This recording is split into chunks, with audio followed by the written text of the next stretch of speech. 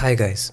In today's discussion of How I Became a Hindu by Sitaram Goel, we are still in chapter 7 called Back to Square One. In today's section, we will mainly discuss Swarup, Sitaram Goel's college senior, mentor, friend, philosopher and guide. In this section, Sitaram Goel talks about Swarup's views on the differences and similarities between Soviet Union and communism versus USA. Swarup was now becoming more and more meditative and reflective in his comments on the current political scene. He often talked of a cultural vacuum which communism was using to its own great advantage. I love this sentence, this is so apt for even today. He often talked of a cultural vacuum which communism was using to its own great advantage. Communism, he said, was deriving support from a deeper source, a new self-alienation amongst our political and cultural elite, and advancing with the help of forces which on the surface seemed to be allied against communism. It was not our democratic polity alone which was under attack from communism. There were several other forces which had come together to suffocate and render sterile the deeper sources of India's inherent strength. Meanwhile, we became acutely aware of the progressive degeneration of politics in India. Our politics was no longer national politics. It was getting increasingly ridden with many fissiparous factors like caste, language and provincial parochialism. Remember, this book is written in 1982.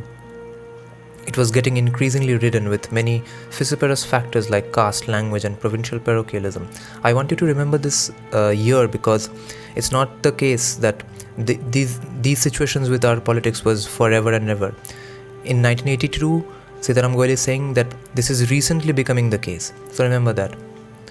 It was getting increasingly ridden with many fissiparous factors like caste, language and provincial parochialism. Nation building was no longer the aim of this politics. Winning elections and grabbing power and privilege without a corresponding shouldering of responsibility or accountability to the people was becoming an end in itself.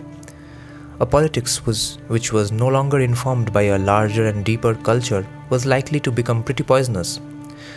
Remember what else was happening in India around the time of 1982.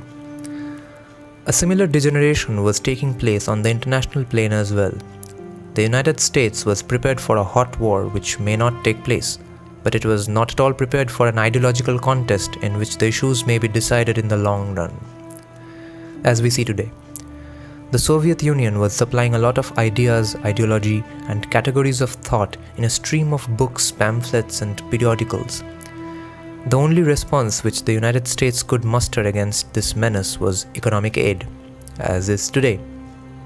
It was widely believed amongst US thinkers and rulers that a man was likely to become better wedded to freedom and democracy if his standard of living was raised, as USA has gotten it wrong forever.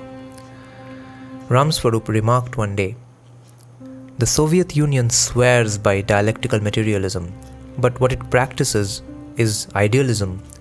On the other hand, the United States swears by idealism, but what it practices is dialectical materialism.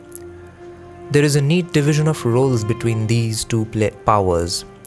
The Soviets take care of our heads, the United States takes care of our homes and hearths." Hearths meaning Hearths, a proverbial spot for cooking. So, United States takes care of your khana pina and Soviet Union takes care of your thinking process and thought process and ideologies.